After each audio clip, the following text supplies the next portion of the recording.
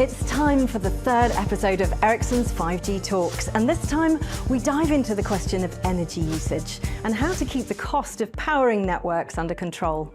Energy has been a top concern for every business over the last year. But if uncertainty over energy supplies, rising inflation and the need to go green aren't already big enough challenges, telcos face the additional pressure of needing to build for the future, because 5G is set to revolutionize the future of connectivity and the future of our industry. But to seize those opportunities ahead, the energy costs need to stay under control. So what can be done to make the 5G revolution cost-effective and more environmentally friendly? Today we'll dive into what the energy curve is, why that matters, and what actions we can take. I'm Angela Lamont, and today I'm joined by Ericsson's Noelia Lopez, Sustainability and AI Marketing Driver, and Leah Tzifa, Head of Networks Pre-Sales, as our very own power players who can guide us through the energy challenge. Later on, we'll also be joined in the studio by Andrea Donner from Vodafone and Leif Heitzer from Deutsche Telekom to give us their take on the energy curve and what they're doing to stay ahead of it. And remember, Ericsson's team of experts are on hand right now to answer any burning questions you might have. So just tell us your thoughts in the chat window. But first, let's set the scene and find out more about that energy curve. To break the energy curve, we can't carry on as we've always done. It's time to start making real changes. Let's advance the way we plan, deploy, and operate our mobile networks. First, network planning needs to embrace more aspects. To achieve the lowest energy consumption possible, a sustainable network evolution plan needs a holistic view that includes both business goals and sustainability targets. For example, traffic load paired with user experience observations enable accurate site dimensioning and determining where to activate energy-saving functionality. Modernization of the installed base is vital when scaling up 5G and creating a network for the future. Even while adding spectrum and capacity, it's possible to reduce energy consumption.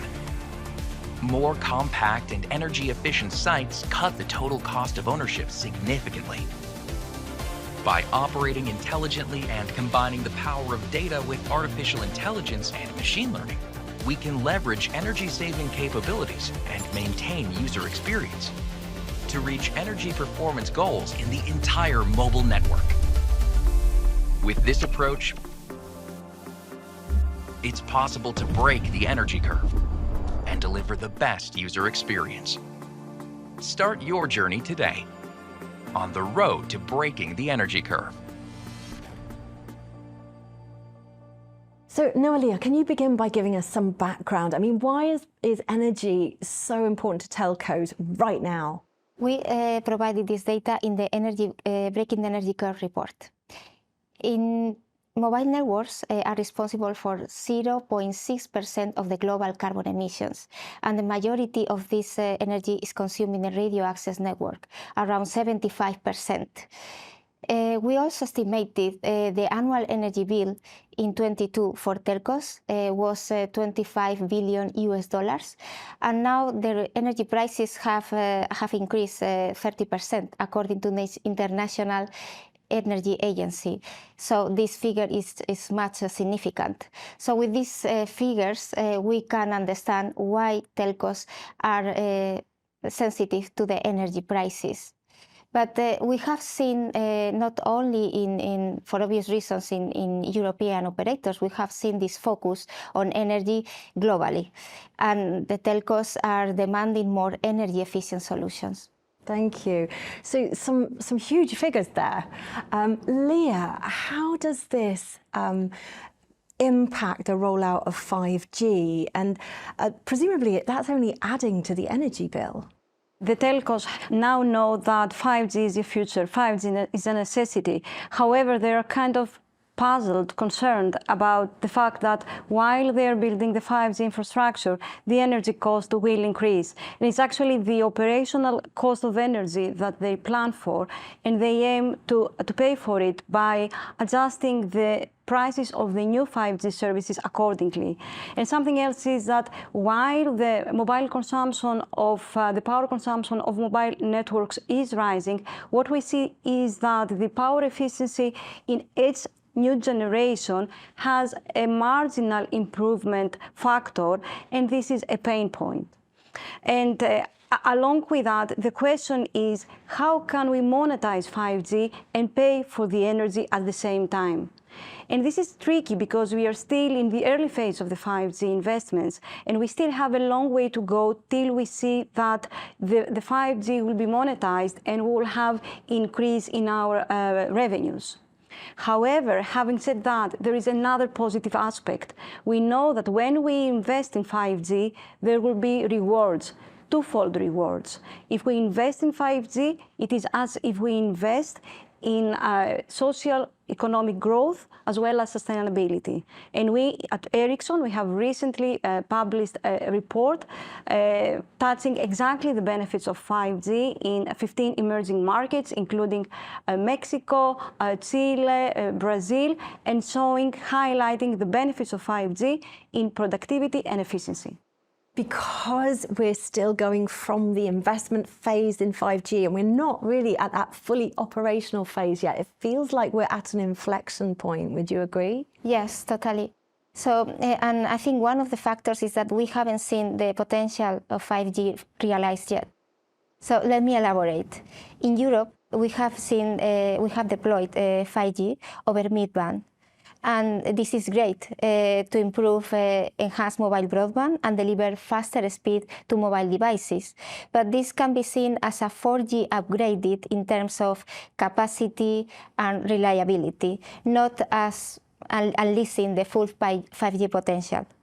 And we will see the 5G promise when 5G is rolled out over the high and low frequencies, because the high frequencies or millimeter wave band will provide the really fast speed for the high traffic cities, and also will boost the connectivity in the rural areas. And moreover, we will be able to transmit the same data with 30% less of energy by refarming those frequencies. And there is another aspect, which is we are witnessing the first attempts of network slicing usage, and this is a real game changer, because the operators will be able to increase the revenues from both consumers and enterprises by providing premium services. And for these premium services, you need to fully guarantee the bandwidth, the latency, and other network requirements, and it's not valid the best effort anymore. Some example is the XR applications that can be premium services. Great. So Leah, how does energy usage play into this dynamic then? True. We are talking to our customers, and it seems that the telcos are, because of the energy price worries, they're a bit reluctant to continue the 5G investments that they need to do anyhow for the future, especially because there is still some time till we see the full potentials of 5G being fully monetized. However, 5G is a big change and will bring a big change in the business environment, but this has not happened yet. Therefore, the operators do not see at this point the benefits, but the benefits will definitely come. And when the demand emerges, they need to be there to meet it. In addition, we believe that in the next 2 to 3 years, there will be a great shift from mobile broadband business to a new era where we will have 5G slicing with new services, new products, new business models, and they can take benefit of that. And we need to remember, of course, that as with any new technology, we have the first mover advantage. So no matter how worrying, how concerning is the topic of the energy price, we need to remember that now is the time to bring and build the business of the future.